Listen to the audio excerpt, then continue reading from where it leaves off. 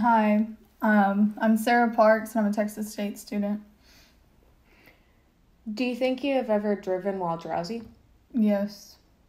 It's usually just after work. Like when I was waitressing, I'd work double shifts, so I'd be at work from 10 a.m. till 2 a.m. So that was probably like the only time I really drove drowsy. Do you feel the difference then while driving drowsy versus driving while well rested? There's like a slight difference, but I usually just put really loud music on and sing so I stay awake, so I don't really feel that much of a difference. Do you notice the time of year that there is a higher police presence on the roads? Yeah, it's usually October through December-ish that I've noticed it. And I think it's just because it gets darker earlier. Mark Parks, uh, retired DPS, 30 years, 12 and a half years as a highway patrol, and the rest criminal investigations. Did you work any crashes that were caused by drowsy driving? Well, I mean, that was a common thing. It happened all the time. Probably at least one that I know of resulted in a fatality um, that I could directly attribute to fatigue driving. Do you see the signs of drowsy driving on the roads now, even with being retired? Well, the thing about it is similar to drunk driving or texting and driving. They all look pretty much the same.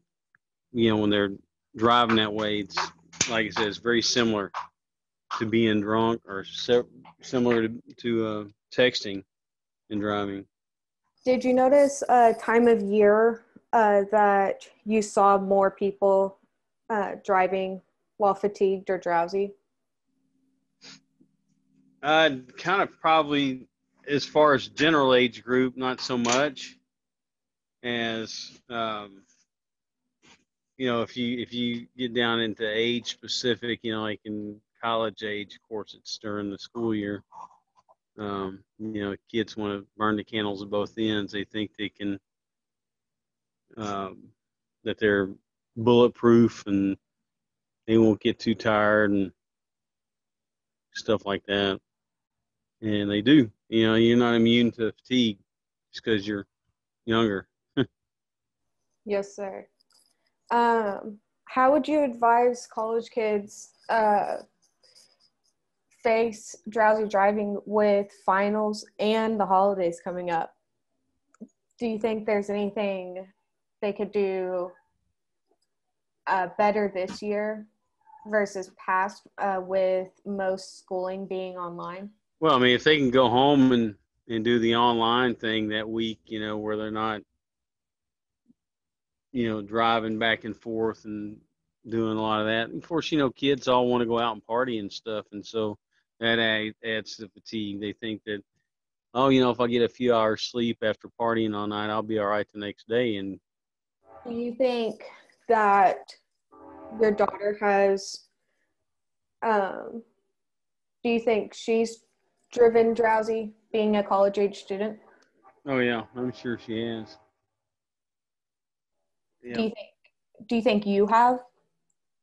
And did Oh, you? I know I have. Yeah. I mean, I was young like everybody else. I used to think that I'm invincible. I can do this.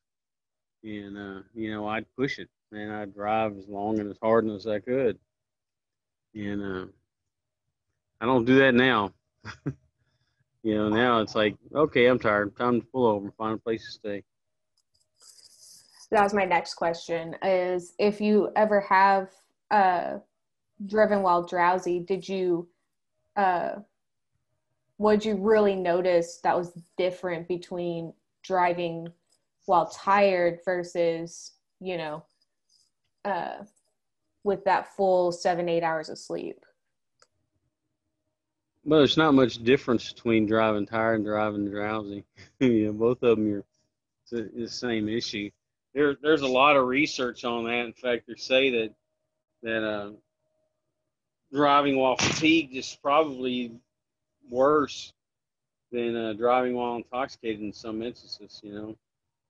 When you were doing your shifts while on patrol, did you ever like drive home drowsy? Oh, there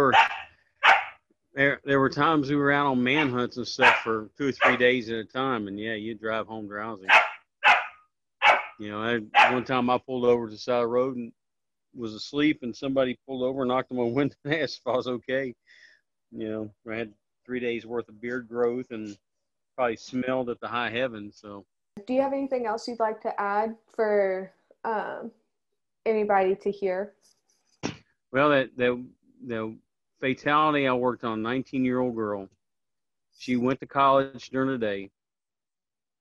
She worked at a Walgreens drugstore until 10, and then she would drive 40 miles one way to see her boyfriend, and then drive back home at 1, 2 o'clock in the morning, and then get up at 7 again so she could go back to school the next day.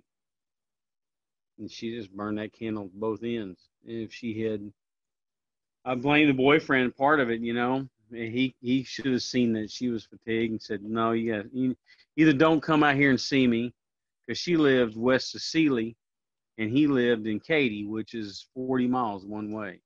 There was no reason for her to be driving. You know, he could have driven and seen her, but he didn't. And, you know, if it hadn't been for that, she'd probably still be alive today. Yes, sir. And thank you for sharing that story. Yeah. It was bad. That was not one of the kind of accidents you want to go notify a parent.